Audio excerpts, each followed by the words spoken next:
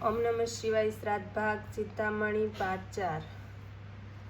તે અપૂર્વ મણી લઈ મણિભદ્ર રાજ દરબારમાં ગયો. પોતાની પાસે મણી રાખવો એ જોખમ હતું. રાજાને જો ખબર પડે તો રાજા કેદમાં જ નાખી દે. તેણે ચંદ્રસેન મહારાજને તે મણી આપ્યો અને તેને બધી ઘટનાથી વાકેફ કર્યો. રાજાએ વિચાર કર્યો કે આ યુવાન નક્કી કોઈ ગાંડો હોવો જોઈએ કે જેને આવા અદ્ભુત ચિંતામણીની કાંઈ કિંમત જ નથી, કાં તો પછી તે કોઈ સ્થિત પ્રજ્ઞ હોવો જોઈએ. ચંદ્રસેન રાજા અને મણિભદ્ર બંને જણા શ્રીકરની શોધમાં નીકળ્યા. ગામ બહાર એક વટ વૃક્ષ નીચે કેટલાક ખેડૂતો સાથે શ્રીકર બેઠો હતો અને આનંદથી વાતો કરતો હતો. તેમને માનવ જીવનની સાર્થકતા શેમાં છે તે સમજાવતો હતો. માનવના ખરા વૈભવની તેમણે સમજ આપતો હતો. રાજાને જોતા જ બધા ખેડૂતો ગભરાહટના માર્યા ઊભા થઈ ગયા. રાજાએ શ્રીકરને પૂછ્યું, ચિંતામણી તમે આપ્યો છે ને? હા, શ્રીકરે એકાક્ષરી ઉત્તર આપ્યો. પરંતુ તમે જાણો છો કે આની કિંમત કેટલી? તમને કાંઈ જ કિંમત લાગતી નથી. રાજા એકદમ અકળાઈને બોલી ઉઠ્યો, આ તો ગાંડી સાસરે જાય અને ડાઈને શિખામણ આપે એના જેવું થયું છે. રાજા સાહેબ, જરાક તો વિચાર કરો. આ ચિંતામણી જેવો દેહ તમને મળ્યો છે કે જેનાથી ભગવાન થઈ શકાય. અરે, ભગવાન થવાય તો કાંઈ નહીં, પણ ભગવાનના તો જરૂર બની શકાય.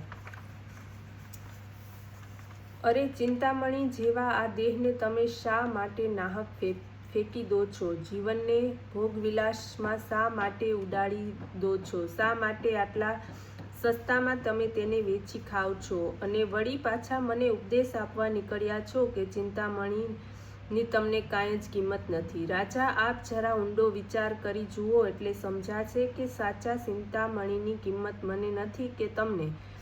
કેટલી ઝંખના રાખી ભગવાનને તમને આ સુંદર દેહ બક્ષ્યો છે. ખરેખર માનવ દેહ જ સાચો ચિંતામણી છે. ગયા જન્મના લાકડા હોવાથી આ જન્મમાં તમને અત્યંત સુશોભનીય વૈભવ ભેટ આપ્યો છે અને છતાં પણ હાથમાં આપી છે.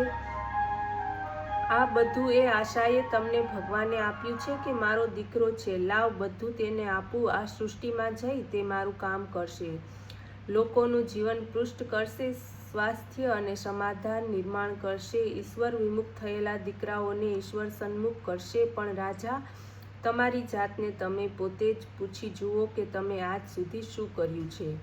અને શેઠ, તમે પણ જરા વિચાર તો કરી જુઓ કે નાના હતા ત્યાંથી મોટા થયા, ઠેકાણે પડ્યા, ખૂબ કમાયા, પરણ્યા અને ઘણો સુખી સંસાર માંડ્યો, છૈયા છોકરા થયા, ખૂબ વૈભવમાં સુખ ચેનથી મહાલ્યા. અરે, આ પ્રમાણે તો ગધેડા અને કૂતરા પણ જીવન વિતાવતા છે.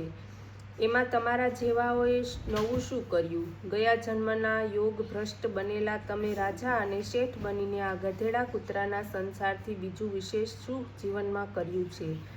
આ માનવ દેહની મુઠ્ઠી લઈ તમે બંને આ જગતમાં આવ્યા હતા. ભગવાને તમને આ ચિંતામણી આપ્યો હતો. આપે કયો વાઘ માર્યો, કયું મહદ કાર્ય કર્યું છે? જરા જાતે વિચાર તો કરી જુઓ. તમે લોકો આ દેહનો ચિંતામણી વેચી દઈને હવે મને ભણાવવા નીકળી પડ્યા છો. રાજાને પોતાની ભૂલ સમજાઈ ગઈ. તેણે ગોપપુત્રની માફી માગી. તેણે પ્રણામ કર્યા. શેઠે પણ રાજાનું અનુકરણ કર્યું. આજથી હું આ દેહને સાર્થક કરીશ. મારો બધો વૈભવ, ધન, સંપત્તિ પ્રભુ કાર્યમાં ખર્ચીશ. લો શેઠ, આ તમારો ચિંતામણી. મારે તેનો કાંઈ ખપ નથી. રાજાએ શેઠને પોતાનો નિશ્ચય જણાવ્યો. ઓમ નમઃ શિવાય.